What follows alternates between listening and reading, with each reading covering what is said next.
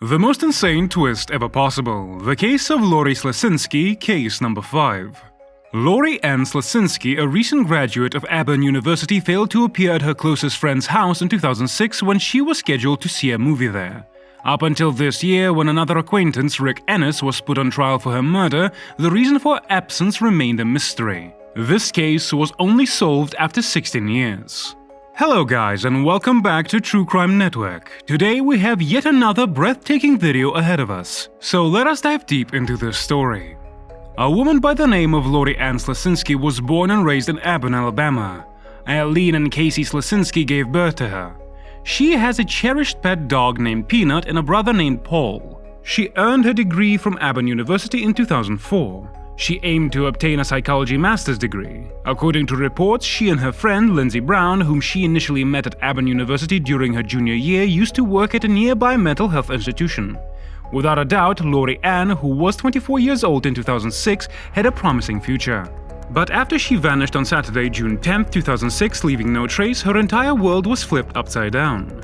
On June 10, 2006, Ann had intended to see her closest friend, Lindsey Brown, for a ladies' night out and to hang out. According to reports, she was last spotted that evening purchasing supplies for Brown's house at a nearby Walmart. While speaking to 48 Hours Van Sant about the night of Ann's disappearance, Brown said, "We were going to have drinks at my house. We were going to have rum runners, I believe, and watch a movie and just kind of hang out and do girl time. She called me around 6:30 and said, I'm going to stop by the store, pick up the drink mixes, and then I'll be headed to your house. And then the phone rang about 30 minutes later. It rang once or twice. I answered, no one was there. Police would later recover this Walmart surveillance, the last known image of Lori Lansky. It showed that Lori did make it to the store, but Lindsey Brown says Lori never made it over to her house after. The next day, according to Lindsey Brown, her anxiety worsened. I repeatedly contacted her home throughout the course of that weekend and left voicemails on her answering machine. After that, on Monday, June 12th, Lori skipped work. Lindsey and Lori were both working at a nearby mental hospital at the time. On Tuesday, June 13th, when Lori Lansky missed her scheduled shift a second time, Lindsey Brown and another employee went to her house to see how she was doing. Lori Lansky resided in a well-kept caravan park that was well-liked by college students. When Lindsey Brown arrived, she saw that Lori had left the door of her van open and she was not in the house. The car that Lori also drove was not there as well. Lindsey Brown also saw that Peanut, Lori's dog, was confined to his cage. The police went outside to check out Slesinski's caravan the same day they received the missing persons complaint. The front door was broken as if there had been forced entry, according to the former APD Lieutenant Paul Register, who testified in court. Lee Hodge, a former APD police officer, claimed the door was splintered and that the damage appeared fresh. Pete Markia, who worked for the Alabama Department of Forensic Sciences and the Montgomery Regional Laboratory's DNA Forensic Biology Unit, said in court that he swabbed the inner doorknob of the trailer's front door and performed a presumed blood test on the sample. According to Markia, the result was possible blood, and the DNA matched Ennis. Additionally, Markia said that the DNA profile matched Ennis and that semen had been detected in the linens from Slesinski's bed.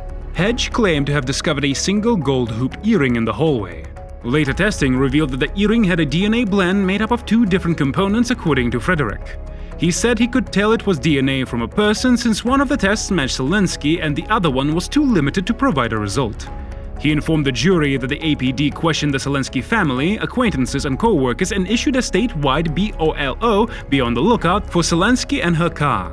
Ennis was questioned by the police as well, and he admitted that he had visited Slesinski on Saturday and that the two of them shared a marijuana farm. If you're looking for an alibi, shoot the subscribe button. At the end of DeKalb Street, near to the bowling alley where Ennis worked, Slesinski's burning car was discovered. The fire was put out by the Auburn Fire Department as police arrived. In his testimony before the court, Hodge said that he found a partially burnt hand-rolled cigarette that looked very fresh, meaning it hadn't been there very long. The DNA from the hand-rolled cigarette discovered at the scene of the automobile fire matched Ennis, according to the testimony from Samuel Frederick, a forensic scientist with the Alabama Department of Forensic Sciences Biological DNA Division. Ennis was again questioned by the police. He said in his statement that on Saturday, after leaving Slesinski's house, he proceeded to Montgomery to sell marijuana to a man he knew as Rod. Rod returned Sunday and Monday after Ennis said he lacked the necessary funds. Rod allegedly gave Ennis $2,400 and he claimed to have hidden the cash behind a house on Emily Avenue. Jenkins, a former APD investigator, claimed that neither Rod nor the cash Ennis claimed he had hidden was ever located. Jenkins said that no evidence was discovered at Slesinski's caravan suggesting marijuana was being produced there. Frederick claims that when the scrub brush discovered in Ennis's car was examined, it tested positive for presumed blood, but no DNA matches were ever identified. Afterwards, according to Brooks' testimony, the police questioned him and asked him to name the petrol can. One of the smaller items was gone when Brooks examined the fire cabinet, and it was the identical item that the police had discovered. There are millions of petrol cans that are like the one that was discovered in the woods, Ennis' defense said in court. On the petrol can discovered in the woods close to the scene of the car fire, no prints could be found, according to court evidence. Ennis moved in with Auburn University in 2007 when they were both employees at a Ruby Tuesday eatery in Huntsville, Alabama. When he did, he brought the kitchen rugs, which, according to Sissons, Ennis said were a gift from Slesinski. Sissons told the jury that he had only known Ennis by the name Rick, and that when he received letters addressed to his full name, he Googled it and discovered some alarming facts. In 2009, Terry Booth and Ennis were conversing at a Wild Wing cafe in South Carolina. Booth and Ennis had collaborated in the electronics section of a Sam's Club a year earlier. According to what Ennis told Booth, the reason Ennis left Auburn was because he'd gotten into some trouble and he had to get out, Booth told the jury. He claimed that the subject was brought up once again at the eatery when he questioned Ennis about his need to leave Auburn. He said he strangled a bitch, Booth informed the jury. Ennis didn't specify the time or place of the incident, according to Booth, who said he didn't believe Ennis at the time. Booth said that Ennis and Slesinski were friends, but she didn't want anything to do with him and he was a little upset about that. Ennis, according to him, referred to Slesinski as a white piece of caravan park trash. Daryl Ennis was reportedly apprehended in 2018 and found guilty of killing Lori Ann Slesinski in cold blood. At the time of his arrest, he was 38 years old. He reportedly had a friendship with Lori Ann, according to insiders. According to Brown, Lori had Daryl's voice in the background when she spoke to her on the phone, indicating that he was with her on the day of her abduction. She was unconcerned, though, because Daryl and Lori were friends. Lori and Slesinski's relatives and friends said something was awry when she repeatedly missed calls from her phone. Her house door was unlocked and her beloved dog was by himself when one of her co-workers and her closest friend went to check on her. Her family reported Lori missing on June 13, 2006.